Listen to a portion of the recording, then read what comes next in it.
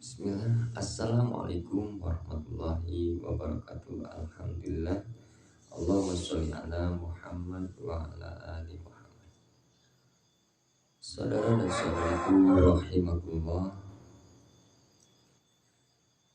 Kali ini saya akan membahas tentang utusan dan sebagaimana sabda Rasulullah Sallallahu Alaihi Wasallam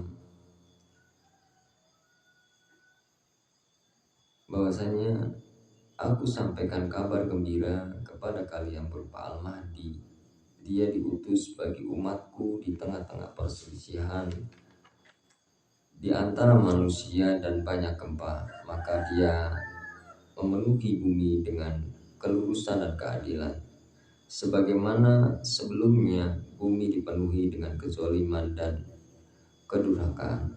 Saudara dan saudariku rahmatullah, Rasul mengingatkan kita bahwasanya akan ada atau hadirnya utusan,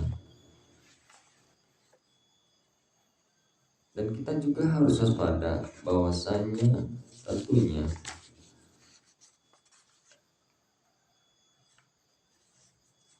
ada hal-hal yang harus kita perhatikan. Utusan itu seperti apa? Utusan di akhir zaman itu seperti apa? Sehingga kita tidak tergelincir, sehingga kita tidak salah. Karena Dajjal pun mengaku sebagai utusan. Dajjal mengaku sebagai utusan.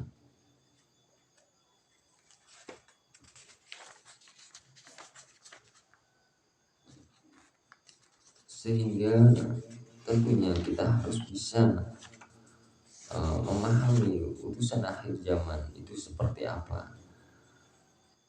Saudara dan saudariku rahimakumullah, Rasul telah mengingatkan kita bahwasanya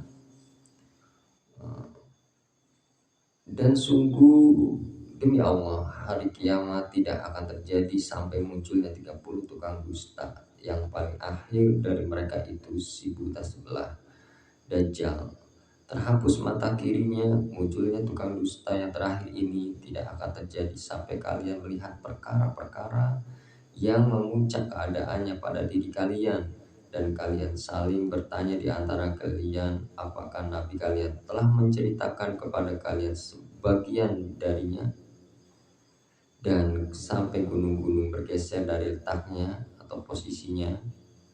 Dalam riwayat Al-Hakim dan Ibnu Abi Syaibah dari garis lokasinya, artinya kemunculan Dajjal yaitu pada kondisi memuncak keadaan atau adanya perkara-perkara yang besar, perselisihan, ujian yang berat. Di sini juga adanya gunung-gunung yang bergeser dari letak posisinya atau garis lokasinya, artinya ada longsor-longsor, gunung meletus. Tentu juga ditimbulkan akibat adanya gempa-gempa. Artinya kemunculan Al-Mahdi dan kemunculan Dajjal mungkin dalam waktu yang bersamaan atau tidak, waktu yang tidak jauh dengan ciri-ciri tersebut. Saudara dan saudariku rahimahullah, oleh karenanya kita harus bisa memahami utusan akhir zaman itu seperti apa. Rasul mengingatkan kita, kenabian tidak ada lagi selain berita gembira. Sahabat bertanya, apa yang dimaksud dengan kabar gembira? Nabi menjawab, mimpi yang baik. Jadi kenabian sudah tidak ada lagi. Jelas. Tentunya kita meyakini bahwa Nabi Muhammad Shallallahu Alaihi Wasallam adalah utus Rasul dan Nabi yang terakhir. Saudara dan saudariku rahimahullah, Rasul pun mengingatkan kita, wahai sekalian manusia, sungguh berita gembira atau kenabian tidak ada, telah tiada, kecuali mimpi yang benar yang dimimpikan oleh seorang muslim atau yang dijelaskan kepadanya. Jadi yang ada adalah dalam bentuk mimpi. Jadi model kenabian tidak ada, karena Nabi Muhammad adalah nabi terakhir. Mimpi seorang muslim yang soleh adalah satu dari 46 bagian kenabian. Jadi hanya ada satu bentuk kabar gembira, yaitu melalui mimpi. Jadi seorang utusan ini akan Allah berikan mimpi, karena bentuk kenabian sudah tidak ada. Yang 45 bagian itu sudah tidak ada, yang tersisanya satu bagian. Satu bagian yaitu kabar gembira dalam bentuk mimpi, petunjuk dalam bentuk mimpi, mimpi yang baik, mimpi yang benar. Saudara dan saudariku rahmatullah, oleh karenanya utusan ini akan Allah berikan mimpi. Utusan ini akan Allah berikan petunjuk-petunjuk, kabar dalam bentuk mimpi untuk dirinya, untuk negaranya atau kaumnya atau kelompoknya, dan tentunya untuk umat ini, karena dia adalah seorang utusan. Saudara dan saudariku rahimahullah, maka bila mana kita ada yang mengklaim dirinya memiliki sesuatu yang aneh-aneh seperti bentuk kemujizatan, maka hendaknya kita berhati-hati, saudara dan saudariku. Bisa jadi itu dalam bentuk sihir atau hal lainnya, yang tentunya kita harus perhatikan, kita harus waspadai, karena Rasulullah mengingatkan bentuk kenabian, model kenabian hanya tinggal bentuk mimpi saja. Petunjuk itu berlaku dalam bentuk mimpi saja. Allah akan mengutus utusan itu dalam bentuk mimpi. Allah akan memberikan mimpi-mimpi yang banyak, mimpi-mimpi atau kabar atau mimpi-mimpi yang benar yang menjadi realita dalam bentuk yang banyak, yang diperintahkan untuk menyampaikan kepada umat ini, sehingga umat ini akan memperhatikan, memperbaiki dirinya, dan menjadi orang-orang yang mempunyai persiapan. Saudara dan saudariku rahimahullah, oleh karenanya Muhammad Qasim bin Abdul Karim dari Pakistan adalah sosok yang pada saat ini diberikan mimpi-mimpi yang banyak, dan mimpi-mimpinya telah sebagian menjadi nyata sebagai bukti dari kebenaran. Dan di dalam mimpinya pun ia diperintahkan untuk menyampaikan adanya bentuk perintah, adanya bentuk atau hal yang harus disampaikan kepada negaranya, kelompoknya, dan umat ini.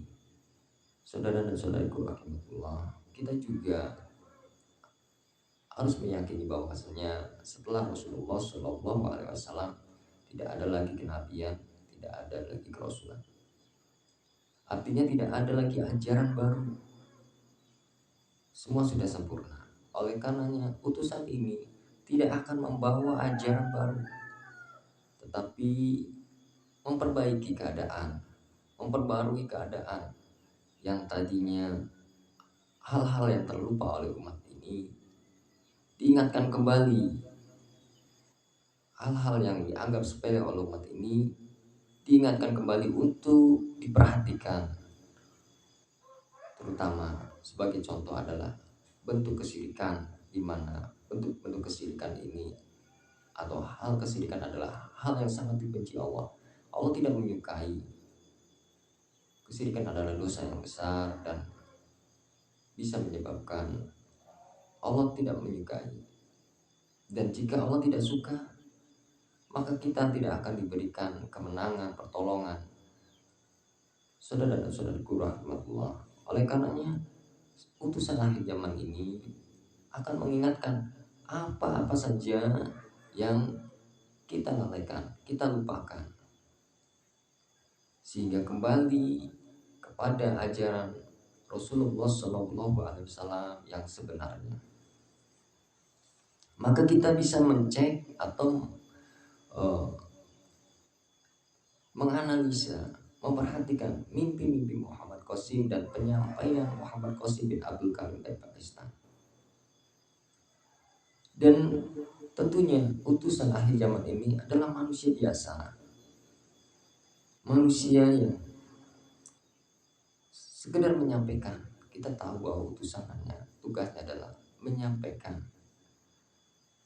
dan tidak memaksa, tidak mengharapkan apa-apa dari apa yang ingin disampaikannya, tidak ingin mengharapkan pujian, masa dan sebagainya. Dia hanya mengharapkan imbalan dari Allah saja, sekedar menyampaikan, tidak memaksakan, tidak juga mengharapkan pujian. Saudara dan saudariku rahimahullah, maka kita perhatikan saudara Muhammad Qasim ini seperti apa ia. Saudara dan saudariku rahimahullah,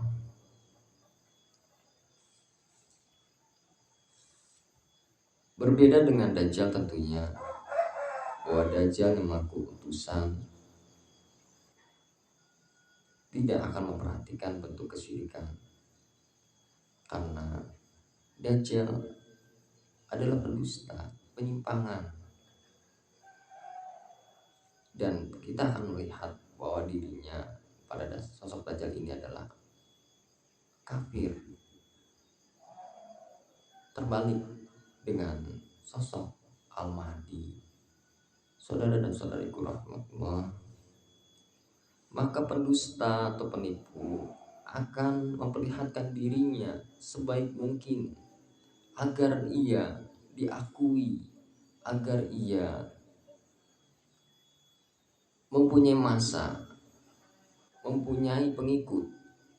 Saudara dan saudariku rahmatullah, berbeda dengan sosok Al-Mahdi yang ia tidak akan memaksakan, ia hanya sekedar menyampaikan apa-apa yang Allah berikan kepadanya, yang seharusnya beliau sampaikan kepada umat ini.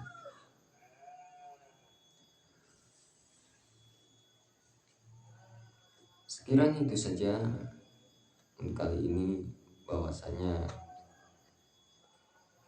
seorang utusan di akhir zaman ini tidak membawa ajaran baru, tidak memaksakan terhadap apa yang disampaikannya dalam sifat menyampaikannya, dan sangat berharap sekali bahwa umat ini memperhatikan apa yang isi dari penyampaiannya, sehingga umat ini mendapatkan pertolongan Allah, menjadi orang-orang yang diselamatkan di dalam kehidupan dunia ini, terlebih di dalam kehidupan ke akhirat kelak. Wassalamualaikum warahmatullahi wabarakatuh.